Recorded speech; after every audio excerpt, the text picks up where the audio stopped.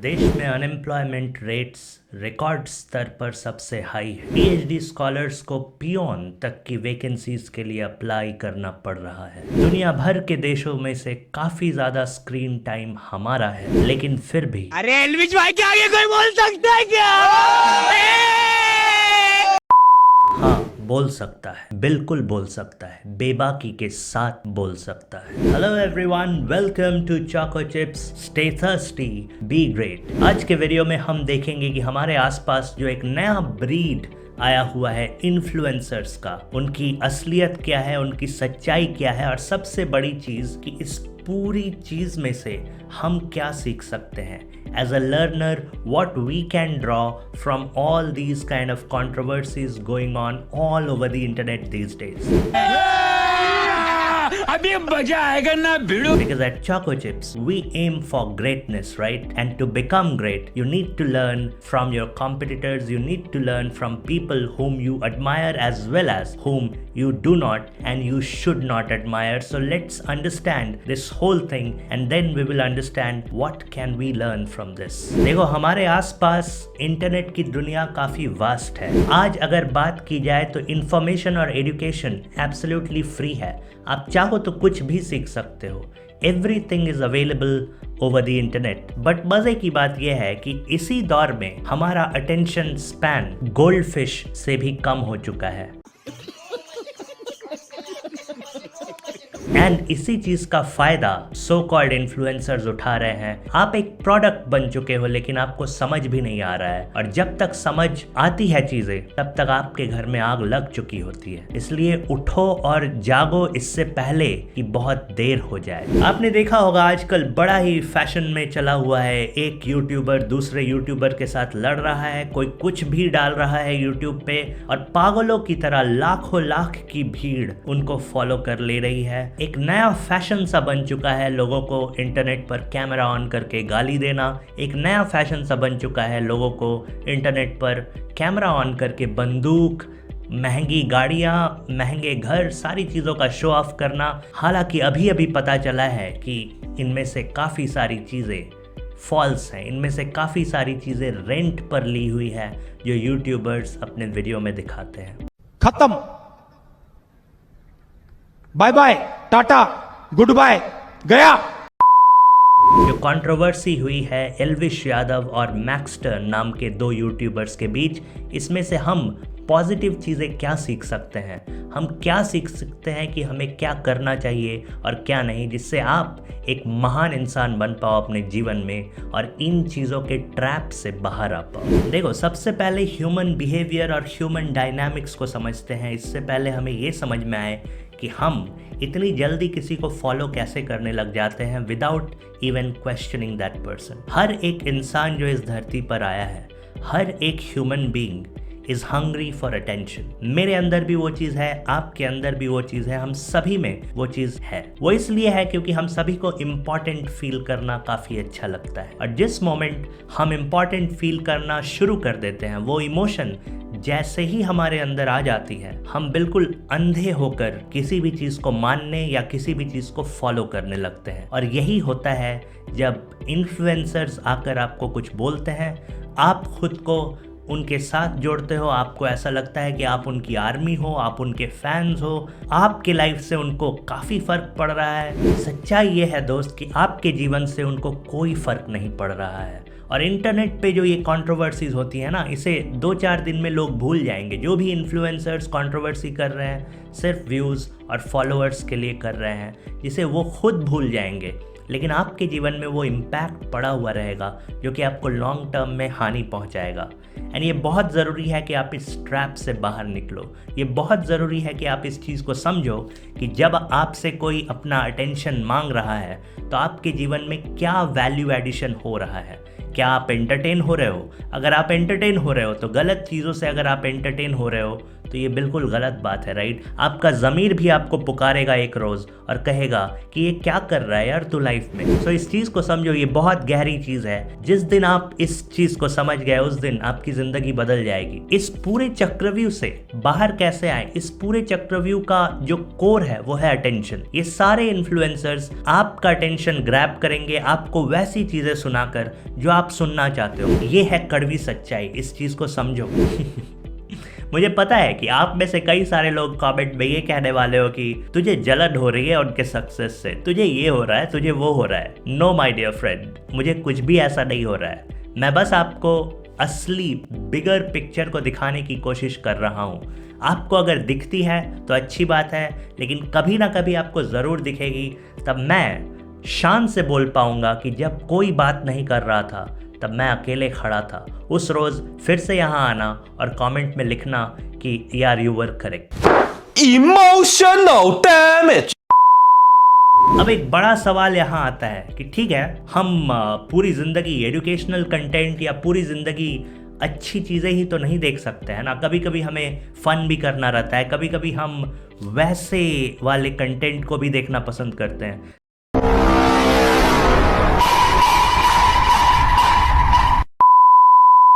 इस चीज़ को मैं कभी मना नहीं करूँगा कि आप हमेशा एजुकेशनल कंटेंट ही देखो, but the problem here is अगर आपको गलत या बुरी चीज़ों में मज़ा आने लगा, अगर आपके दिमाग को उन्हीं चीज़ों से किक मिलता है, तब ये बहुत बुरी चीज़ है। इसीलिए WWE के मैचेस काफ़ी ज़्यादा पॉपुलर हैं, काफ़ी ज़्यादा लोगों को पसंद है, राइट? मुझे भी पसंद है WWE के मैचेस। मैं भी जब छोटा था तब मैं देखा करता था। झूठ बोल रहा है। लेकिन उसको आप अपनी जिंदगी मत बना लो। मैंने देखा कि ये जो कंट्रोवर्सी हुई, इसमें लोग अलग अलग साइड्स ले रहे हैं। लोग कमेंट में लिख रहे हैं कि ठीक है, हम भी पहुंच रहे हैं घर पे उसे मारने के लिए। उस साइड से कोई दूसरे इंसान का कहना है कि वो भी पहुंच रहा है मारने के लिए। ये सब क्या चल रहा है? आपको समझ नहीं आ रहा है कि आपका दिमाग पॉल्यूटेड और करप्ट होता जा रहा है इन चीजों से। अगर आपके दिमाग को डोपामीन का डोज इसी चीज से मिल रहा है कि दो लोग लड़ रहे हैं, दो लोग आपस में मारपीट कर रहे हैं, दो लोग आपस में गाली गलौज कर रहे हैं, तो आप खुद सोचो आप किस लेवल पे आ गए हो और आप किस लेवल पे सोच पा रहे हो। ये एक ट्रैप में फंस गए हो आप। कभी ना कभी आपको भी लगता होगा कि ये सारी चीज़ें मैं क्या कर रहा हूँ, मैं क्या कर रहा हूँ अपनी लाइफ के साथ, लेकिन फिर भी आप इससे बाहर नहीं निकल पा रहे हो। That is why I am calling it a trap, जिसमें आप फंसते जा रहे हो। तो ये तो हो गई कि क्या चीज़ें हो रही है हमारे आसपास, क्या चीज़ें हमें अफेक्ट कर रही हैं, क्यों अफेक्ट कर रही हैं, क्यों हम ट्रैप में फंसते जा रहे हैं। इन सब के कोर में क्या है? इन सब के कोर में अटेंशन है, मैंने पहले ही बता दिया। अब सवाल आता है कि इस पूरे मायाजाल से, इस पूरे चक्रव्यूह से बाहर कैसे निकले, एंड इस पूरे कांड से हम as a community of Choco Chips क्या क्या सीख सकते हैं। सबसे पहली चीज जो आप सीख सकते हो इस पूरे कांड से वो ये है कि आपको इनके जैसा नहीं बनना है। आपको कैमरा के पीछे कुछ और जो कि बहुत अलग है रियलिटी से, वो नहीं बनना है। आपको ऑन स्क्रीन जाकर किसी को मारने की धमकी देना, किसी को गाली गलौज करना, ये सब नहीं करना है। You cannot keep abusing like you are having everything under your control and you will not be held responsible for anything। ये सारी चीज़ें आप नहीं कर सकते हो। आपने देखा ना, जब लॉ अपना काम करती है, जब पुलिस अपना काम करती है, तो क्या होता है, अभी क्या हश्र हो रहा है। तो पहली चीज़ आपको ये सीखनी है कि आपको इनके जैसा नहीं बनना है। आपको खुद को प्रोडक्ट नहीं बनाना है, आपको खुद को यूज़ नहीं होने देना है। किसी की भी भक्ति में ऐसे लीन नहीं हो जाना है बिना कोई सवाल पूछे। मैं भी आपको इतनी सारी चीज़ें बता रहा हूँ, आप प्लीज़ इन सारी चीज़ों को क्वेश्चन करो अपने दिमाग में कि क्या ये इंसान जो बता रहा है वो सही है, हम क्यों इस पर भरोसा करें, क्या इसे करने से हमें कोई लाभ होगा। अगर आपको लगता है कि कोई लाभ नहीं होगा तो I would humbly request you not to follow what I say. You should be critical about your role models, your action heroes, your whatever, in whosoever you believe. Then only that is the right use of your education. इसी के साथ आपको इसी point में एक और चीज ये सीखनी है कि कोई अगर बुरी चीजें कर रहा है इतने कॉन्फिडेंस के साथ, कैमरा पर आकर लोगों को धमका रहा है, लोगों के इनबॉक्सेस में अपने फॉलोअर्स को गालियां देने के लिए कह रहा है, तो अगर आप अच्छी चीज कर रहे हो तो आपका कॉन्फिडेंस क्यों कम हो जाता है। हमेशा याद रखना, evil wins when good people walk away। तो आप अगर कुछ भी अच्छा कर रहे हो, कुछ भी पॉजिटिव चेंज लाने की कोशिश कर रहे हो, तो आप हमेशा कॉन्फिडेंट रहो। इनफैक्ट 100 गुना ज्यादा कॉन्फिडेंट रहो वैसे एलिमेंट से जो नेगेटिविटी हेट्रेड फैलाने की कोशिश कर रहे हैं, that will take you places. दूसरी चीज, अपने सोशल मीडिया कंजम्पशन को रेगुलेट करो। Don't allow anyone to use you as a puppet और एज अ प्रोडक्ट। मैं ऐसा बिल्कुल नहीं कहूंगा, ना ही मैं इसका सपोर्ट करता हूं कि आपको सोशल मीडिया यूज नहीं करना चाहिए। ऐसा पॉसिबल ही नहीं है और ऐसा करना भी नहीं चाहिए आपको। लेकिन आपके हाथ में रेगुलेट करने का पावर तो है, आप उसको रेगुलेट करो।